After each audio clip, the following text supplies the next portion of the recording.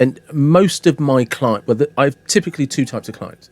They're either high performers who just want somebody to bounce ideas off and some form of accountability. And really, they're just waiting for me to, basically, if I understand it, it's probably a good idea. If I don't understand it, how do I simplify it so he does? Right? Yeah. You know what I mean? Because 9 times out of 10, it's not my area of expertise. Or I'm dealing with guys who have just basically, or women who've been destroyed in relationships. So it's about reteaching them self-esteem, boundaries, etc., etc.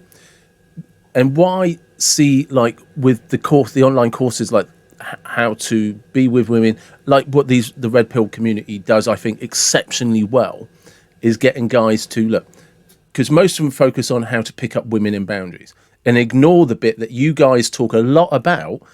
Get your finances in order, get your jobs in order, get your health in order, have a purpose. Yeah. And you guys, when anybody, sorry, I didn't mean to cut you off there, but if you guys listen, if anybody actually spends the time to listen to more than 5 minutes of like an hour podcast with you guys, that's the stuff you all actually prioritize and say, that's actually how you pull women. Because they start thinking, well, who's this guy? Because he's not giving me any attention. Yeah, and it's also an age thing too. Like when you get to a certain age, you have to have your shit together. Yeah. I mean, like you could be a charming, like, okay, you could be a younger man, like, 18 to like 25, whatever, and be just and get by with basically just being charming, right? They say well put together, good looks, or good sense of style, fit and in shape, and generally charming. You'll get away like that. Will get you, success. But beyond a certain age, when you get older, like women expect a man who's older, 30 plus, or whatever, to have his shit together. So if you don't have other areas of your life handled, in a woman's eyes, well, you're a bad investment. You know what I mean? But she can look at a younger guy who's like she's like, okay, this guy has potential at least. If I hitch my wagon to him, he's going somewhere. So, okay, there is potential. Is the guy kind of I can't forget who told me this quote, but the quote was something like, women look at men the way men look at business investments. Yeah. It's like, what's the return on investment of this thing? Like, is it going up long term? Is it going down? Is it on the way down? Is it already like peaked and I'm buying someone else's bags? Like, think about it that way.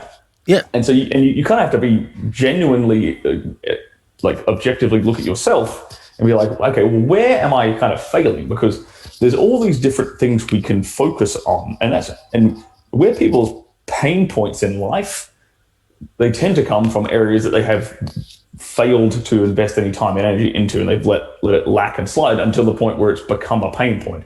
And for most men, that tends to be relationships with women, because most men can dive into a business and can dive into work and get lost in it and really absorb it and excel in it and maybe build a skill set or two. But then they'll leave all these other aspects of their life in the shitter. So they won't hit the gym for several years. They'll get out of shape. They'll lose touch with their family. They'll lose touch with their network of friends. And they'll neglect women, or they won't learn how to please a woman in a bedroom. In the case of some of my customers, because you did that's where I think guys can come into this kind of space from numerous different angles, and it's really about like it sounds bad, but you kind of have to be able to fire all cylinders if you really want to live an exceptional life. Yeah. I mean, some guys want to live a regular, 9-to-5 life. That's what they're aspiring to, because maybe they've come from a much darker place, and that's totally fine too. But to get there, you've got to kind of level up on these different levels, on these different levers of your life, right? Get some leverage, make some moves in these different areas of your life. Otherwise, you're going to be stuck in a rut, and you can't sit there and say, "Oh, woe is me," and self-pity your way out of it. The only way out of it is to take action. You have to sack up, understand this is your lot in life as a man. Men don't get handed things on a silver platter, despite what the mainstream narrative tells people these days, like male privilege and all these kinds of things. I won't go into too much detail about that. Well, we can, but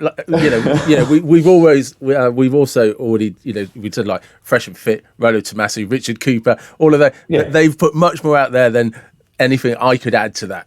Do you know what I mean? Because those guys are spot on. I think Richard Cooper is probably one of the best I know in terms of balance.